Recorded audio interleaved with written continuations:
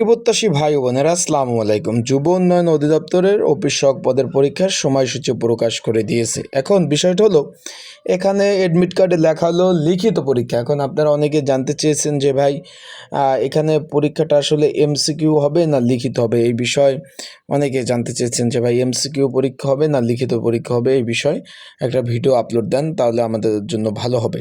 তো আজকের এই ভিডিওর মাধ্যমে এই বিষয়েও জানিয়ে দেবো। এবং অনেকের ফোনে এখন এসএমএস আসে না, অ্যাডমিট কার্ড ডাউনলোড করতে পারেন না, সেটা কীভাবে অ্যাডমিট কার্ড ডাউনলোড করবেন এবং কী বিষয়ে পড়াশোনা করবেন, বিস্তারিত সকল বিষয় আপনাদের জানিয়ে দেওয়ার চেষ্টা করব। তাহলে অবশ্যই ভিডিওটা শুরু থেকে শেষ পর্যন্ত দেখার চেষ্টা করবেন। ইনশাল্লাহ বিস্তারিত তথ্যবলী বিষয়গুলি আপনারা জানতে পারবেন। আর পরীক্ষার হলে কী কী ডকুমেন্ট কাগজপত্র নিয়ে যেতে হবে সেই বিষয়ে জানিয়ে দেওয়ার চেষ্টা করব। তাই চলুন ভিডিওটা শুরু করে দেই। তার আগে বলে দিই, আপনারা যারা আমার ইউটিউব চ্যানেলে নতুন তারা অবশ্যই আমার ইউটিউব চ্যানেলটা সাবস্ক্রাইব করে রাখবেন। এটা হলো অফিস সহক পদ 20তম গ্রেডের চাকরি, 8,250 টাকা থেকে 20,010 টাকা।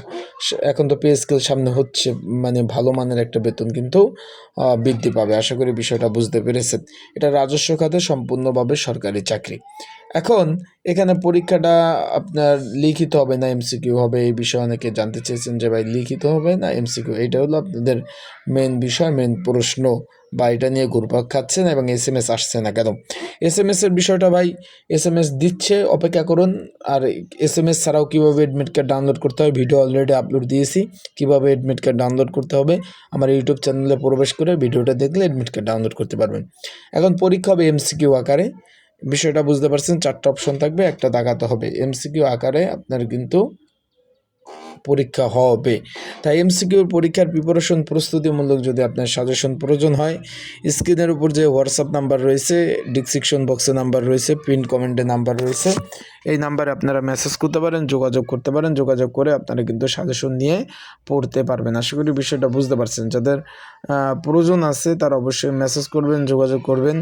স্ক্রিনের উপরে নাম্বার, ডিসক্রিপশন বক্সে নাম্বার, পিন কমেন্টে নাম্বার, এই নাম্বারে মেসেজ করে আপনারা কিন্তু সাজেশন নিয়ে অবশ্যই পড়তে পারবেন।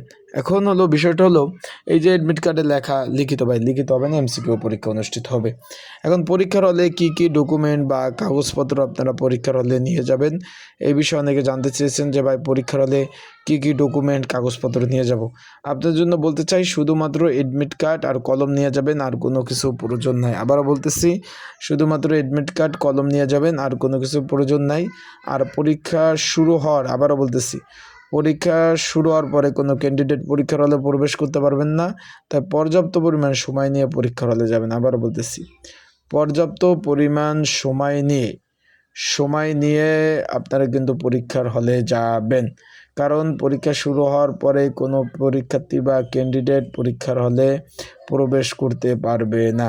তাই আপনারা অবশ্যই সময় নিয়ে যাবেন।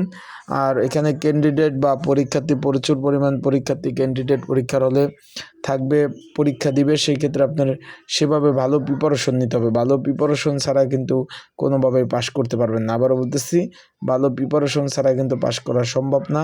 তা ভালো পড়াশোনা করে পরীক্ষার হলে যাবেন, যেহেতু ঢাকাতে পরীক্ষা। ভালো থাকুন, সুস্থ থাকুন, চোখ রাখুন আমার ইউটিউব চ্যানেল। আসসালামু আলাইকুম।